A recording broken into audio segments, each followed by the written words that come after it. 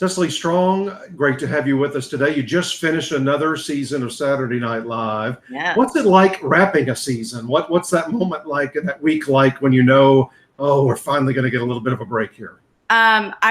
Me personally, I always immediately get sick. It's like clockwork. My body knows I can get sick. I have that luxury. I can shut down. It feels like the end of a marathon, I suppose. If I'd ever done a marathon, it would feel that way. My mother was a teacher, and she always used to get sick the whole 2 weeks of Christmas every year. Oh, yeah. Any vacation, I'm always sick the first week, at least. Well, let's talk about that finale, because I've heard through your reps at NBC that should you get nominated over in July, the finale with Paul Rudd would be your episode submission. What was it about that episode that you liked so much? You know, I always ask my reps to help with that. I never know which one to submit, but I think that was just, I love Paul Rudd. Obviously, he's a friend of the show. It was fun to do Piero again. I always enjoy a musical number. So I think it had all of those elements that helped make it a fun show for me. I love it when you play Judge Jeanine on the show. Do you remember the first time somebody approached you about maybe tackling that? Yes. It was Brian Tucker, and he was showing me these clips of, she does it like a man on the street segment. We tried it actually a couple years ago, and we tried it in a sketch format, and it didn't go. It wound up getting cut for time. But it was just, there was something about this, there is like a wild energy to her that was very fun.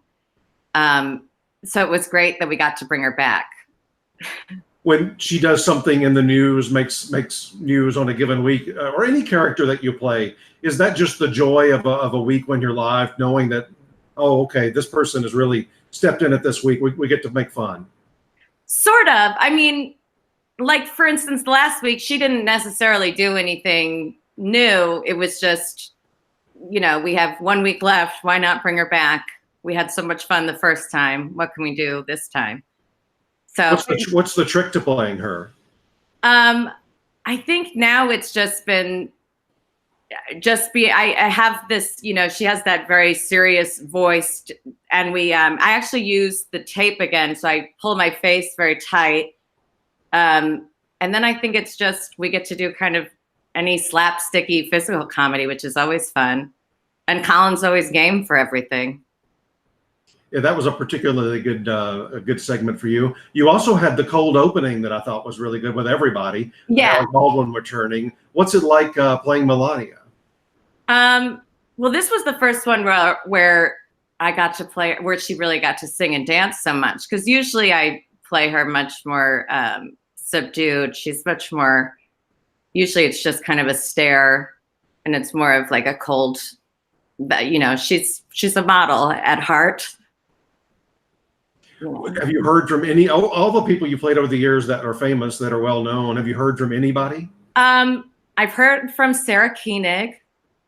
And the first time I met her at the Peabodys, I had to spend 10 minutes convincing her that we were not making fun of her, the host of Serial, that we are big fans. It took her a while to know that it came from a place of love. Nobody else has reached out or complained? I don't, you know what, Abby Huntsman, I think all the View ladies liked The View. And that's all I can remember at the moment. Oh, I mean, obviously, Rachel Brosnahan hosted, so we talked about that for a second. But I think those are the only people that I can remember right this second that have reached out. I know these weeks go by in a blur, and at the end of a season, you can probably barely even remember who was exactly. Who was on. My name, yeah. Ask about a couple of sketches in particular that I love. The Jingle Bells Christmas sketch with Matt Damon. Yeah. Oh man, that was so much fun. That was another Brian Tucker. Watched a video of Barbra Streisand singing Jingle Bells in a cab and sent me a text message like 3 a.m. that week and said, can we do something with this? And I laughed and said, of course. And so we met the next day, and it took about like 10 minutes to write. And I think that's always a good sign when it's just, you just know, what they're supposed to be saying. It's in me. Was that a scary one because of the sheer volume of quantity of words that you had to get out in a short period of time? Yeah. Especially because, I can do something well, maybe on Wednesday when I haven't been up all week. And then by Saturday night at midnight, after being awake for however long, my brain's not as sharp. My voice isn't as sharp. So it is a little scary. But I think I practiced so as much as I could. It just runs in your head over and over and over. And that was just one that was easier for me to do. So it was all exciting. And Matt Damon was so wonderful and so great. And like, what do you need from me? And he was so fabulous and didn't think of his role as just like, I'm just here to, he's a pro, like he was excited about his role and gave it a whole character and a whole world, which I think really helped it. People think he's hosted a bunch of times, but it was only his second time hosting. He's fabulous. I mean, I was blown away when he did the Kavanaugh hearing. He came on like a Friday night, late night, and just did that on Saturday. And just, you can tell how much he put into that performance. And when people give so much to just our little, because our show happens so fast, and you can tell when someone works that much on a characterization, that's like, oh, he's going to be good. He really cares. Yeah, he might win the guest acting Emmy this year. I think between that opening segment of your whole season and then the one he hosted, I mean, he was phenomenal. He's fabulous. He was really, really great. And I thought, I made sure I was like, please thank him, because I really enjoyed the whole Christmas show too, and think he lifted us too. It's nice to have a host who makes you better too. And the week before, you had a lot of fun with Jason Momoa, and I was particularly wanting to ask you about the Gemma sleigh ride. Yeah. I mean, he came in and his energy. That was another one. You just never know. And then you walk into the room on Monday and you get a bear hug from Jason Momoa. He was so excited to be there. And so then you get to like have that energy all week, which was really nice. It lifts you when you're tired too. You get that bear hug and you live to tell the tale. Exactly. Yeah. Survived it. I was interviewing Seth Meyers a couple of weeks ago, and I asked him, of course, he was on the show for forever and ever before he got his own show, not who his favorite host was ever, because I think that's hard for all of you to say, but who was a host that came in and surprised you at how well they did? Yeah. I'll let you think while I tell you what he said. Okay. He said that none of you expected, well, I don't know if you were there then, I can't remember, but Jon Hamm, when Jon Hamm came in, it was just more of here's a guy in the moment, playing a character everybody loves. We weren't expecting necessarily him to be so funny. So who's somebody that surprised you when they came in? I think a lot of people, the first time that happened, I think like Chris Hemsworth was a big surprise for me and really fun, because I really did not know the world of action movies. That may shock you. So I didn't know him well. And then he was just so open. I mean, I got to sing with Fake Broadway with him, and have a chicken spaceship with him. He was so much fun. This year, I think like Liev Schreiber came in, and that was who knew he did all that. Halsey. I mean, it's always, I feel like everybody's a bit of a surprise. It's sort of every year there's going to be somebody who's got this show that you're like, wow, they really can do it all. I think the ones for me are the singers or musicians that you're not sure if they can do sketch comedy. And also, I mean, Liev is not really known for his comedy. Exactly. The ones that are dramatic actors, I don't always necessarily expect that, those weeks to go as well as the others. Right. And they don't either. You can see the dramatic actors always, and they really think a lot about the comedy. And sometimes you're like, just don't even think about it. We didn't put that much thought into it, writing it, I promise. With stage performers, whether they're dramatic generally or comedic, people that do Broadway, people that do the West End in London, someone like an Emma Thompson, I just knew that was going to go well that week because she gets it. She gets being live and on a stage. And there's just like a certain, there's just like a special energy. There's just some kind of weird fun energy that someone like that has that you want to watch. And I think that always helps for our show, especially because we do have a live audience too.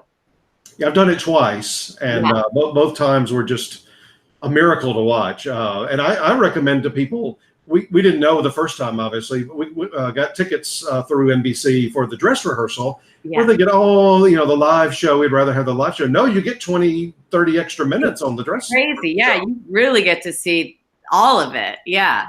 And you go back to watch that night, wondering, I wonder which ones are going to cut. Yeah, I think the same thing. I brought a couple friends and said, if you want, you should do the real experience is to watch dress and then air and see how it changes, how the order changes, how the sketches change. Because sometimes, I mean, the whole endings will, sketches will change completely, and we have to do that. We have to relearn them in 2 minutes or something. Right. Yeah. Now, looking back, I was looking at your first show in 2012. Seth MacFarlane was your host. Yeah. What did you not know on that first show that you knew, say, a few weeks or a few months later?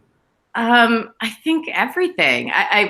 When I first got there, I didn't know what the stage was like because I come from a theater background too, and I was like, well, where's the backstage?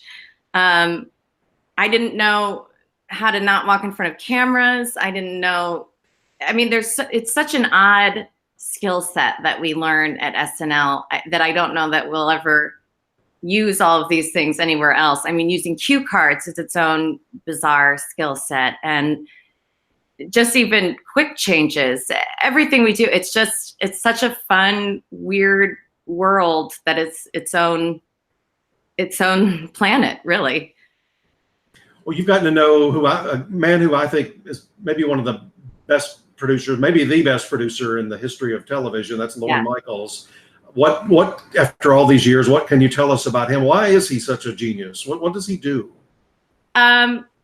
Well, I think it takes being a little bit of a maniac, and I say that out of love.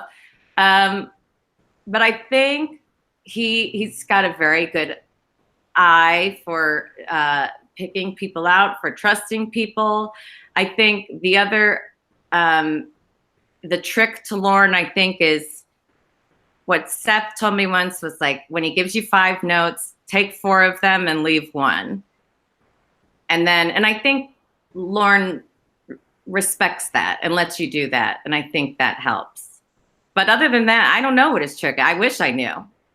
Everybody wishes they knew his tricks. Yeah. And he produced the Emmys last year, and I thought did a fantastic job. Was that a fun show to watch, knowing so many of your you had Michael and Colin hosting, and then so many of your friends and co-stars participating? Yes, award shows are always a little long and tough, and nobody wants to be reading their 2 little lines or something. So it was maybe more fun in that way, watching them do it that way. Like, what will they do with it? Yeah. As I've had several of you on in the past 3 years or so, I've asked each one about that 40th anniversary weekend. What was your experience like for that weekend?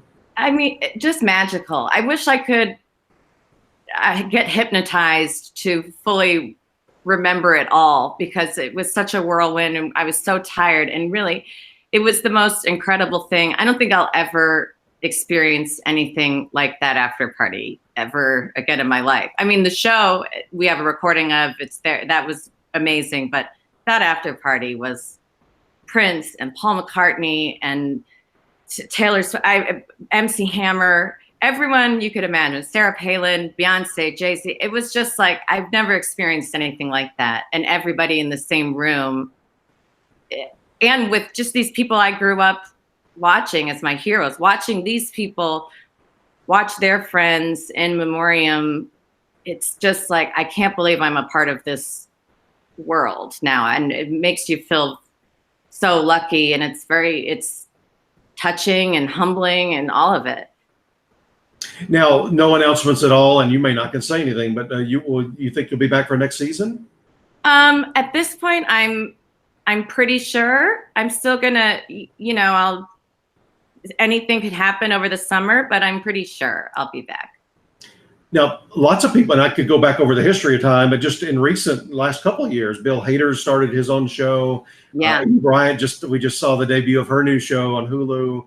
Keenan's got a show coming up this fall on NBC. Is that something you would like to do? Because they're all not only producers, but they're actors, directors, writers on their shows. Is that something you would like to maybe do? Yeah, I've been working on a couple, so hopefully one of these days you'll see. I could tell you, but No. Well, I know you can't go in. Would you be somebody like that does a lot of things and not just be the actress on the show? I would love to. Yeah, that's the goal. Would be able to produce and write and be the actress on the show. Yeah. What do you think about Barry? About Barry? It's fabulous. I just binged it the other night. I couldn't stop watching it. It's so good. It's wonderful. When he's on a talk show, or I've talked to him a couple of times, his laugh is maybe the greatest laugh in entertainment. Yeah, Bill is like has such like a kid energy in a good way. And so when he hosted, we did that Girlfriend's Game Night sketch, and I thought, and we wrote that because I thought, just give Bill a toy to play with. Give him this motorized wheelchair because give him a toy to play with, and you'll get the best out of Bill. And he did a little spot with John Mulaney too. This year, right? Yeah. He hosted a game show. Right. Yeah. Yeah. Watching the two of them, it's fun, like watching people who you can see they enjoy trying to make each other laugh too. There's always something that's sort of like a dangerous energy, an exciting energy, especially in a live show, to that. Well, listen, thank you so much. When those Emmy nominations come out in mid-July, I'm hoping we see you on this year's ballot. Thank you. Have a great day. Thank you. Thank you. You too.